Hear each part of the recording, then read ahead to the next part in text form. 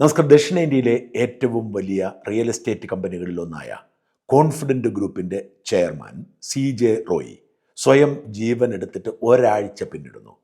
ഈ ഒരാഴ്ച ഒരുപാട് വാർത്തകൾ നമ്മുടെ മാധ്യമങ്ങളിൽ വന്നു.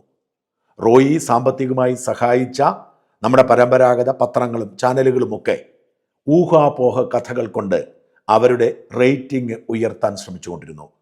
ചിലരൊക്കെ അന്വേഷണ ഏജൻസിയുടെ റിപ്പോർട്ടുകൾ എന്ന് പറഞ്ഞായിരുന്നു വാർത്തകൾ കൊടുത്തത്. മറ്റു ചിലരൊക്കെ അതിശക്തമായ രീതിയിൽ തന്നെ അവരുടെ കണ്ടെത്തൽ എന്ന നിലയിൽ കൊടുത്തു.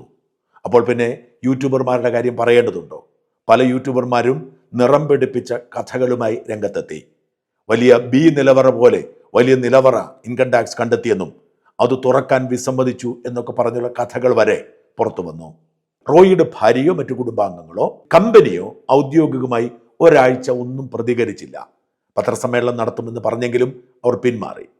എന്നാൽ കഴിഞ്ഞ ദിവസം പൊടുന്നനെ ഒരു വീഡിയോയിലൂടെ company managing director CA Joseph ഒരു പ്രസ്താവന ഇറക്കി. അദ്ദേഹം പറഞ്ഞു, കള്ളക്കഥകളാണ് പ്രചരിപ്പിക്കുന്നത്, ഞങ്ങൾക്കെതിരെ ഒരു കേസുമില്ല, ഞങ്ങൾക്കൊരു കുഴപ്പവുമില്ല, ഈ സ്ഥാപനം ഇങ്ങനെ തന്നെ തുടരും എന്ന് പ്രഖ്യാപിച്ചു. ഈ വീഡിയോ പ്രസ്താവനയ്ക്ക് പിന്നാലെ നമ്മുടെ ചാനലുകളും പത്രങ്ങളും പിന്മാറി എന്ന് പറയുന്നതാവും ഉചിതം.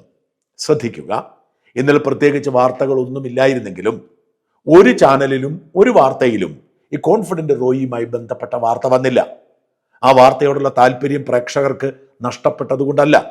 ആളുകൾക്ക് ഇപ്പോഴും അതേക്കുറിച്ചുള്ള വിശദാംശങ്ങൾ അറിയാൻ താല്പര്യമുണ്ട്. പക്ഷേ ആർക്കും കൃത്യമായൊരു ധാരണയില്ല. അതുകൊണ്ട് തന്നെ ഇങ്ങനൊരു പ്രസ്താവന വന്നപ്പോൾ ഇനി വരാൻ പോകുന്ന നിയമ പോരാട്ടങ്ങളെ ഒക്കെ ഭയന്ന് മാധ്യമങ്ങൾ പിന്മാറുകയാണ് ചെയ്തത്. കൂടുതലായി ഒരു വിവരവുമില്ലാതെ ഈ വിഷയത്തിൽ ഇനി മറ്റൊരു വീഡിയോ ചെയ്യണ്ട എന്നായിരുന്നു എൻ്റെ തീരുമാനം. യാദൃച്ഛികമായി റോയിയുടെ ഏറ്റവും അടുത്ത സുഹൃത്തുക്കളിൽ ഒരാളുമായി ഇന്നലെ സംസാരിക്കാൻ സാധിച്ചു. ഞാൻ പ്രതീക്ഷിച്ചതല്ല അദ്ദേഹം സംസാരിക്കുമെന്ന്. പക്ഷേ ചോദിച്ചപ്പോൾ അദ്ദേഹം മനസ്സ് തുറന്നു. റോയിക്ക് വളരെ കുറച്ച് സുഹൃത്തുക്കളേ ഉള്ളൂ, അതിലൊരാളാണ്. റോയിക്ക് എന്താണ് സംഭവിച്ചുകൊണ്ടിരുന്നത്, എന്താണ് ഇങ്ങനെ സംഭവിച്ചത് എന്നതിനെക്കുറിച്ച് വ്യക്തമായ ഒരു ധാരണ അയാൾ എനിക്ക് നൽകിയുണ്ടായി. അത് പ്രേക്ഷകർ അറിയേണ്ടതുണ്ട് എന്നതുകൊണ്ട് അത് ഞാൻ പങ്കുവയ്ക്കുകയാണ്. റോയിയുടെ മരണവുമായി ബന്ധപ്പെട്ട ദുരൂഹതകളെല്ലാം തന്നെ നീങ്ങുന്ന തരത്തിലുള്ള വിവരങ്ങളാണ് ഇതിലുള്ളത്.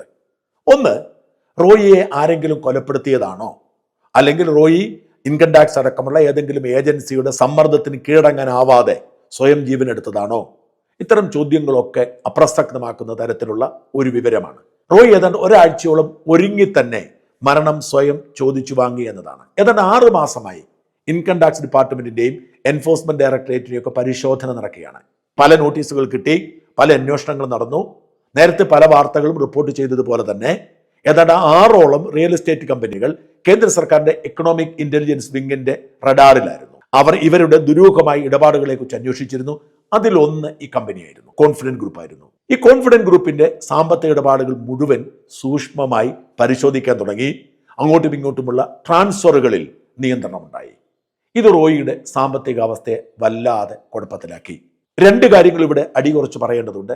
ഡെറ്റ് ഫ്രീ കമ്പനി എന്ന് റോയി അവകാശപ്പെട്ടിരുന്നു. അത് ഒരു പരിധിവരെ വാസ്തവമാണ്. ഒരു ബാങ്കിൽ നിന്നും ലോൺ എടുക്കാതാണ് റോയി ബിസിനസ് ചെയ്തിരുന്നത്. ബാങ്കിൽ നിന്ന് ലോൺ എടുക്കുമ്പോഴാണ് അത് കടബാധ്യതയായി മാറുന്നതും ഡെറ്റായി മാറുന്നതും. എന്നാൽ റോയി ബാങ്കിൽ നിന്ന് പണം എടുക്കുമായിരുന്നില്ല. റോയിയുടെ ബിസിനസ് രീതി നിക്ഷേപകരിൽ നിന്ന് പണം സ്വീകരിച്ച് ആ പണം കൊണ്ട് ബിസിനസ് ചെയ്യുകയായിരുന്നു. നിക്ഷേപകർ എന്ന് പറയുമ്പോൾ ബോബി ചെമ്മണ്ണൂർ പറയുന്നത് പോലെ തൻ്റെ സ്വർണ്ണക്കടകളുടെയും മറ്റ് സ്ഥാപനങ്ങളുടെയും ഒക്കെ ലേബലിൽ ഇങ്ങനെ വേഷം കെട്ടി ഏജന്റുമാരെ നിയോഗിച്ച ആളിൽ നിന്നും പണം പിടിച്ചെടുക്കുകയല്ല.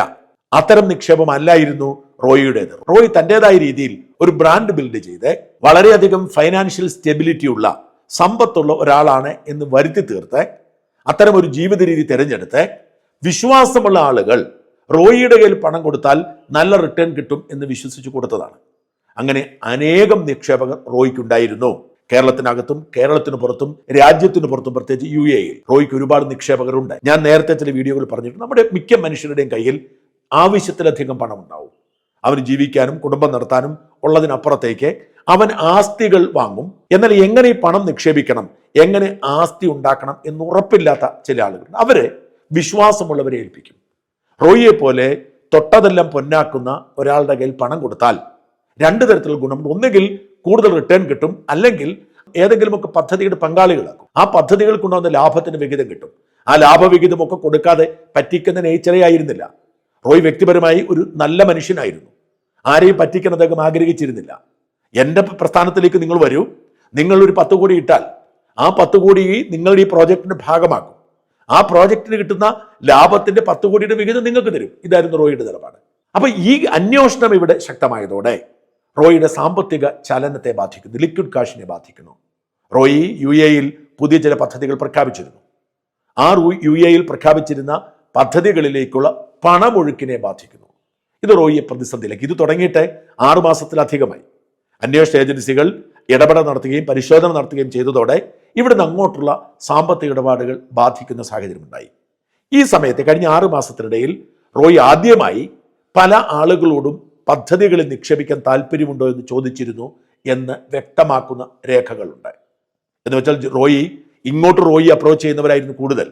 എന്നാൽ കഴിഞ്ഞ 6 മാസത്തിനിടയിൽ റോയി ഈ പ്രതിസന്ധിയെ അതിജീവിക്കാൻ പലരോടും അങ്ങോട്ട് ചോദിച്ചു. പക്ഷെ ആരെങ്കിലും നിർബന്ധിക്കുകയോ ആർക്കെങ്കിലും മോഹന വാഗ്ദാനം നൽകുകയും ചെയ്തില്ല. താല്പര്യമുണ്ടോ, അവസരമുണ്ടോ എന്ന തരത്തിൽ റോയ് ഇടപെടൽ നടത്തിയിരുന്നു. അങ്ങനെ റോയിയുമായി ബന്ധപ്പെട്ട ആളുകൾ ഇത് വ്യക്തമായി സ്ഥിരീകരിക്കുന്നു. എന്നാൽ അന്വേഷണം തുടരുകയും ബാങ്ക് അക്കൗണ്ടുകൾ മരവിപ്പിക്കുന്ന തരത്തിലേക്ക് കാര്യങ്ങൾ നീങ്ങുകയും ചെയ്തതോടെ അങ്ങോട്ടുള്ള ഫ്ലോ നിൽക്കുന്നു. ഇതിനിടയിൽ അവിടെയും ഒരു പ്രശ്നമുണ്ടാവുന്നു. UAE സർക്കാരിന് റോയിയുടെ അക്കൗണ്ട്സ് ക്ലീൻ ആയതുകൊണ്ട് യാതൊരു പരാതിയും റോയിയെക്കുറിച്ചുണ്ടായിരുന്നില്ല. എന്നാൽ മണി ലോണ്ടറിംഗുമായി ബന്ധപ്പെട്ട അന്വേഷണത്തിൽ ശക്തമായ നടപടികളുമായി UAE മുമ്പോട്ട് പോവുകയാണ്. ഇപ്പോൾ ഏത് സ്ഥാപനവും മണി ലോണ്ടറിംഗ് നടത്തിയാൽ അത് UAE പൊക്കും. ഇവിടെ റോയി അക്കൗണ്ടിൽ കാണിച്ചിരുന്ന, അവിടുത്തെ അക്കൗണ്ട് ബുക്കിൽ കാണിച്ചിരുന്നത് എല്ലാ പണവും ഇവിടെ നിന്ന് വരുന്നു എന്നായിരുന്നു. അപ്പൊ 2 പ്രശ്നങ്ങൾ ഉണ്ടാവുന്നു. UAE സർക്കാരും ഇന്ത്യൻ സർക്കാരും തമ്മിലുള്ള കരാറിന്റെ പുറത്ത് ഈ സാമ്പത്തിക ഇടപാടുകൾ പരിശോധിക്കുന്നു. അതിൽ ചില അസ്വാഭാവികതകൾ കണ്ടെത്തുന്നു. കാരണം ഇവിടുത്തെ പ്രോജക്റ്റിന് അത്രയും ലാഭമില്ല. അപ്പോൾ ഇവിടെ നിന്ന് വരുന്നു എന്ന് പറയുന്നത് നിക്ഷേപകരാണ്. ആ നിക്ഷേപകർ ആരെ എന്ന ഒരു അന്വേഷണത്തിലേക്ക് പോകുന്നു. ആ നിക്ഷേപകരുടെ വിശദാംശങ്ങൾ പൂർണ്ണമായും ശേഖരിക്കാനോ കൈമാറാനോ കഴിയാതെ വരുന്നു. ഇവിടെയാണ് ബ്ലാക്ക് മണി സംശയിക്കപ്പെട്ടത്. രാഷ്ട്രീയക്കാരുടെയും മറ്റും നിക്ഷേപം ഉണ്ട്, അവരുടെ വിശദാംശങ്ങൾ പുറത്തു പറയാൻ കഴിയാത്ത സാഹചര്യമുണ്ട് എന്ന് അനുഭവം ഉണ്ടാവുന്നു. ഇതിനിടയിൽ റോയിയെ മാനസികമായി തളർത്തുന്ന മറ്റൊരു സാഹചര്യം കൂടി ഉണ്ടായി. ഈ അന്വേഷണത്തെക്കുറിച്ചുള്ള ധാരണകളും പതിയെ മെല്ലെപ്പോക്കും ഉണ്ടായതോടെ റോയിയോട് പല നിക്ഷേപകരും പണം തിരിച്ചു ചോദിക്കാൻ തുടങ്ങി. ഇതോടുകൂടി റോയിയുടെ പ്രതിസന്ധി മൂർച്ഛിക്കുന്നു. ഇതിനെയൊക്കെ മറികടക്കാനുള്ള ശ്രമം നടത്തുമ്പോഴും വലിയ സമ്മർദ്ദത്തിലേക്ക് റോയി മാറുന്നു. കഴിഞ്ഞ 1 മാസമായി റോയി പൂർണ്ണമായും ഉറങ്ങിയിട്ടില്ല എന്നാണ് റോയിയുടെ സുഹൃത്ത് എന്നോട് പറഞ്ഞത്. ഉറങ്ങാൻ കഴിയുന്നുണ്ടായിരുന്നില്ല. ഏതാണ്ട് ഒരാഴ്ചയായി റോയി ഉറങ്ങുന്നേ ഉണ്ടായിരുന്നില്ല. ഈ ഒരാഴ്ചയിൽ റോയി തൻ്റെ ജീവിതത്തിലെ പല കഥകളും എഴുതി വെച്ചു.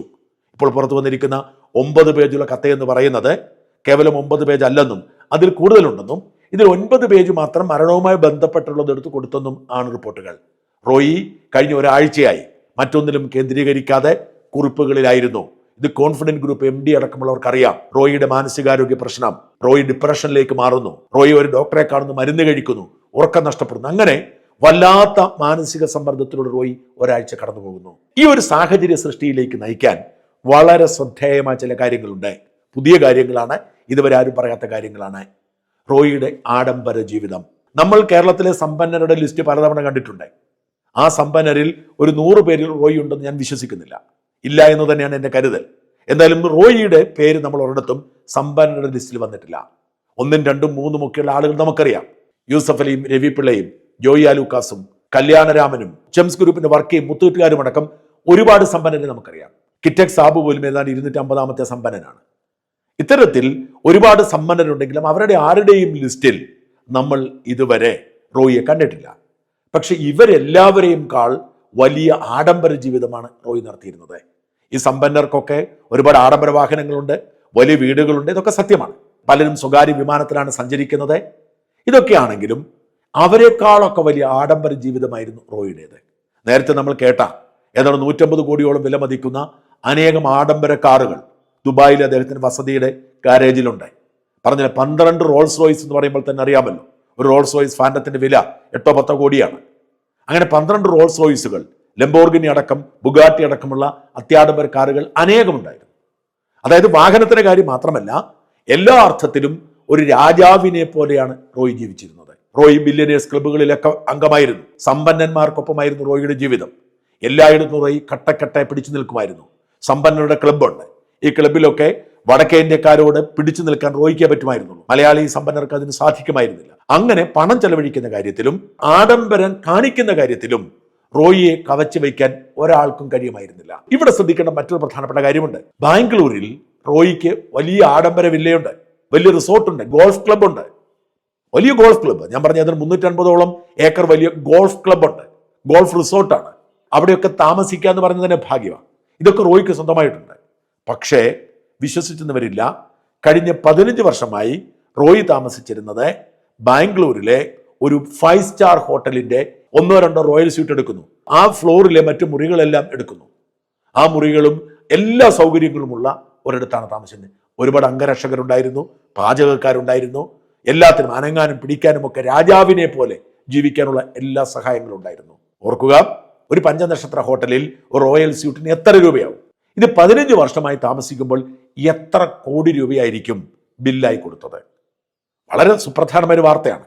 റോയിക്ക് ബാംഗ്ലൂരിൽ വീടുകൾ ധാരാളമുണ്ട്, സ്വന്തം റിസോർട്ടുകളുണ്ട്, ദുബായിൽ രാജാവിനെ പോലെ ജീവിക്കാൻ എല്ലാ സൗകര്യമുണ്ട്, കേരളത്തിലുണ്ട്.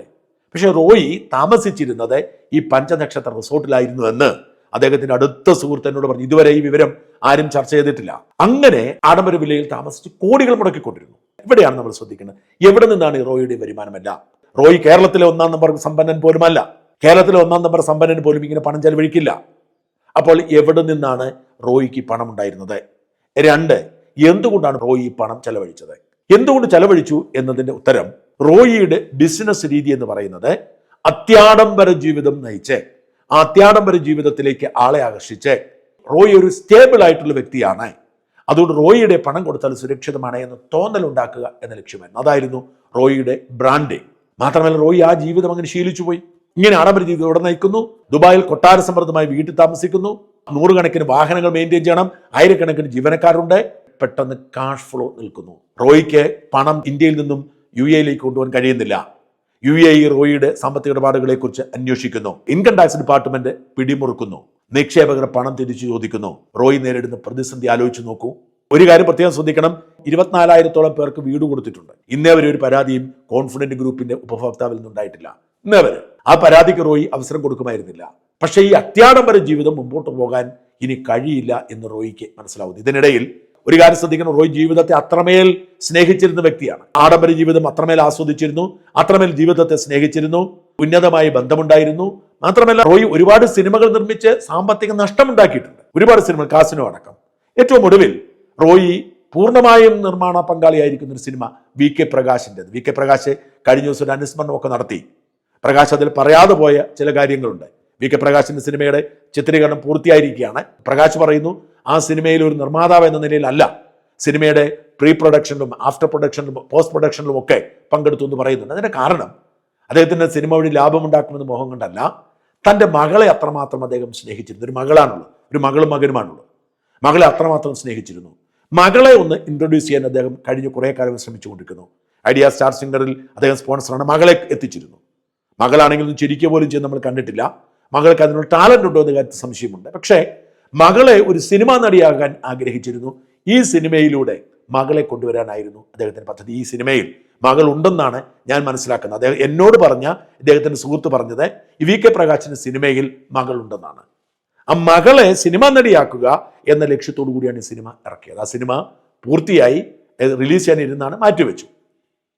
ഇത്തരത്തിൽ അദ്ദേഹം തൻ്റെ ആഡംബര ജീവിതം അതിശക്തമായി മുമ്പോട്ട് കൊണ്ടുപോകുന്നതിനിടയിലുണ്ടായ പ്രതിസന്ധി. ഈ പ്രതിസന്ധിയിൽ അദ്ദേഹം ചിന്തിക്കുമ്പോൾ ഇനി എങ്ങനെ മുമ്പോട്ട് പോകും?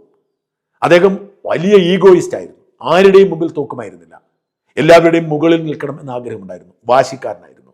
അത് ജീവിത രീതിയിലാണെങ്കിലും ബിസിനസ്സിലാണെങ്കിലും ആരെയും പറ്റിക്കണമെന്ന് മനസ്സ് അദ്ദേഹത്തിന് ഉണ്ടായിരുന്നില്ല. ആ പറ്റിക്കുന്ന മനസ്സുണ്ടായിരുന്നെങ്കിൽ വളരെ എളുപ്പത്തിൽ അദ്ദേഹം പ്രശ്നം പരിഹരിക്കുമായിരുന്നു. കാരണം നമ്മൾ ഈ അൽ മുക്താദിർ ജുവലക്കാരനെ കണ്ടെത്തുക, എത്രയോ മനുഷ്യരെ പറ്റിച്ചിട്ട് സ്ഥലം കാലിയാക്കി സുഖമായി ദുബായിൽ ജീവിക്കുന്നുണ്ട്. അവിടെ ജീവിച്ചൊന്നും സംഭവിക്കാൻ പോകുന്നില്ല. എന്തിന് വിജയമല്ലി അടക്കമുള്ളവരുടെ കാര്യം നോക്കുക, ലണ്ടനിൽ സുഖമായി ജീവിക്കുക എത്രയോ കാലമായിട്ട്. അന്ന് കേന്ദ്ര സർക്കാർ പിന്നാലെ നടന്നതുപോലെ എന്തായാലും റോയിയുടെ പിന്നാലെ ആരും നടക്കാൻ പോകുന്നില്ല, സുഖമായി ജീവിക്കാം. അതിനൊന്നും ആഗ്രഹമുണ്ടായിരുന്നില്ല. റോയിക്ക് കീഴടങ്ങാനോ തോൽക്കാനോ താല്പര്യമുണ്ടായിരുന്നില്ല. ജീവിക്കുന്നെങ്കിൽ രാജാവിനെ പോലെ ജീവിക്കണമെന്ന വാശിയുണ്ടായിരുന്നു. ഇനി അധികകാലം തനിക്ക് ഇങ്ങനെ മുമ്പോട്ട് പോകാൻ കഴിയില്ല. സാമ്പത്തിക സ്രോതസ്സുകൾ അടയുന്നു, നിക്ഷേപകർക്ക് പണം കൊടുക്കേണ്ടി വരുന്നു, അന്വേഷണം നടക്കുന്നു. ഇതിൽ ഏറ്റവും ശ്രദ്ധേയമായ കാര്യം, ഈ ആദായ നികുതി വകുപ്പുമായിട്ടുള്ള പ്രശ്നം ഏതാണ്ട് പരിഹരിച്ചിരുന്നു. കുറച്ച് പിഴ അടച്ച് തീർക്കാൻ വേണ്ടി സെറ്റിൽമെന്റിലെത്തിയിരുന്നു. അതിന് ധാരണയും എത്തിയിരുന്നു. ആദായ നികുതി വകുപ്പിനെ ആ പണം സെറ്റിൽമെന്റ് കിട്ടിയാൽ മതി, അവർക്ക് അറസ്റ്റ് ചെയ്യണമെന്ന് ആഗ്രഹം ഉണ്ടായിരുന്നു. പക്ഷേ അപ്പോഴും ഒരു പ്രശ്നമുണ്ട്. ഈ പണം അടച്ച് പരിഹരിച്ചാലും ഇവിടുന്നുള്ള കാഷ് മൂവ്മെന്റ് നിന്ന് പോയാൽ ദുബായിലെ പ്രോജക്റ്റുകൾ ബാധിക്കും, പുതിയ നിക്ഷേപകർ കിട്ടാത്ത സാഹചര്യം ഉണ്ടാവും. മാത്രമല്ല ദുബായിലേക്ക് ചെല്ലുമ്പോൾ കേസ് ഉണ്ടാവുമോ, അവർ കൈകാര്യം ചെയ്യുമോ എന്ന ആശങ്കയുണ്ടായിരുന്നു. അവർ ഇവിടുത്തെ പോലെ ഒരു വിട്ടുവീഴ്ചയില്ല, ചെക്ക് മടങ്ങിയാൽ പോലും പിടിച്ചകത്തിടുന്നവരാണ്. അങ്ങനെ ജയിലിൽ കിടക്കാനോ മാനം നഷ്ടപ്പെടാനോ അദ്ദേഹം ആഗ്രഹിച്ചിരുന്നില്ല, തോൽക്കാൻ ആഗ്രഹിച്ചിരുന്നില്ല. ഈ പ്രതിസന്ധിയുടെ മൂർധന്യത്തിൽ അദ്ദേഹം മരിക്കാൻ തീരുമാനിച്ചു. മരിക്കാൻ തീരുമാനിച്ച് നീണ്ട കുറിപ്പുകൾ എഴുതി വന്നതാണ്. ഒരു കാര്യം കൂടി പറയേണ്ടത് വിട്ടുപോയി. ബാംഗ്ലൂരിൽ ഇന്ത്യയിലെ തന്നെ ഏറ്റവും വലിയ വസതിയുടെ നിർമ്മാണത്തിലാണ് അദ്ദേഹം. ഇതുവരെ ആരും അതിനെക്കുറിച്ച് കേട്ടിട്ടില്ല. ഏതാണ്ട് 1.5 ലക്ഷം ചതുരശ്ര അടി വിസ്തീർണമുള്ള വലിയൊരു കൊട്ടാരത്തിന്റെ നിർമ്മാണത്തിലാണ് അദ്ദേഹം. അത് ജീവിതത്തോട് അദ്ദേഹത്തിന്റെ മോഹം നേരത്തെ നഷ്ടപ്പെട്ടെങ്കിൽ ഇങ്ങനൊരു പണിക്ക് അദ്ദേഹം ഇറങ്ങുമായിരുന്നില്ലല്ലോ. അങ്ങനെ അദ്ദേഹം രാജാവിനെ പോലെ ജീവിതകാലം മുഴുവൻ ജീവിക്കാൻ ആഗ്രഹിച്ചു. പക്ഷേ അത് സാധ്യമല്ല എന്ന് തിരിച്ചറിയുന്നു. അദ്ദേഹത്തിന് കാഷ് ഫ്ലോയിൽ ബുദ്ധിമുട്ടുണ്ടാകുന്നു, അന്വേഷണങ്ങൾ പെടുമെന്ന് ആശങ്കപ്പെടുന്നു. അദ്ദേഹത്തിന്റെ ആഡംബര ജീവിതത്തിന് ഇതെല്ലാം കുഴപ്പമാവും തീരുമാനിക്കുന്നു. അങ്ങനെ അദ്ദേഹം മരണം തിരഞ്ഞെടുക്കുന്നു. മരിക്കാൻ വേണ്ടി അദ്ദേഹം ബാംഗ്ലൂരിലേക്ക് വരുന്നു. ഒരാഴ്ചയോളം തീരുമാനിച്ചുറപ്പിച്ചുള്ള മരണമാണ്. സഹോദരനെ വിളിച്ചു വരുത്തുന്നു, കമ്പനി മാനേജിംഗ് ഡയറക്ടറെ വിളിച്ചു വരുത്തുന്നു. മാനേജിംഗ് ഡയറക്ടർ കൂടെ ഉണ്ടായിരുന്നു. പക്ഷെ അത് തടയാൻ ആർക്കും കഴിഞ്ഞില്ല. പുറത്തേക്ക് പോയ സമയത്ത് അദ്ദേഹം സ്വയം വെടിയുതിർത്ത് ഒന്നും അറിയാത്ത ലോകത്തേക്ക് കടന്നു. ഇതാണ് സംഭവിച്ചത്. ഇവിടെ ഒരു കാര്യം പ്രത്യേകം ശ്രദ്ധിക്കണം. റോയിയുടെ ആഡംബര ജീവിതം പ്രതിസന്ധിയിലാകുന്നു. അതിന്റെ ഒരു അനുരണനത്തിന്റെ ഭാഗമായി മരണം തിരഞ്ഞെടുത്തു. അതുകൊണ്ട് കോൺഫിഡന്റ് ഗ്രൂപ്പിനെ ഇത് ബാധിക്കണമെന്നില്ല. കോൺഫിഡന്റ് ഗ്രൂപ്പിന്റെ പദ്ധതികൾ മുമ്പോട്ട് പോകാൻ പറ്റും, അവർക്ക് പ്രോജക്റ്റുകൾ നയിക്കാൻ പറ്റും. കോൺഫിഡന്റ് ഗ്രൂപ്പിന്റെ സാമ്പത്തിക ആരോഗ്യത്തിന് ഒരു കുഴപ്പമില്ല. പക്ഷെ റോയിയുടെ സാമ്പത്തിക ആരോഗ്യത്തെ ബാധിക്കുന്നു. റോയിക്ക് രാജാവിനെ പോലെ ജീവിക്കാൻ കഴിയാത്ത സാഹചര്യം ഉണ്ടായിരുന്നു. ഇതിന്റെ തുടർച്ചയായാണ് ഇതൊക്കെ സംഭവിച്ചത്. ഇതാണ് വാസ്തവം. എന്തായാലും ഈ വിഷയങ്ങൾ ഇനി കൂടുതൽ ചർച്ച ചെയ്യേണ്ടി വരരുത് എന്ന് ഞാൻ ആഗ്രഹിക്കുകയാണ്. ഇത് അവസാനിക്കട്ടെ. ഇനി അന്വേഷണ ഏജൻസികൾ എന്തെങ്കിലും പറയട്ടെ, കുടുംബമോ കമ്പനിയോ എന്തെങ്കിലും പറയട്ടെ. അപ്പോൾ മാത്രം നമുക്കിനി ഈ വിഷയത്തിലേക്ക് തിരിച്ചു വരാം.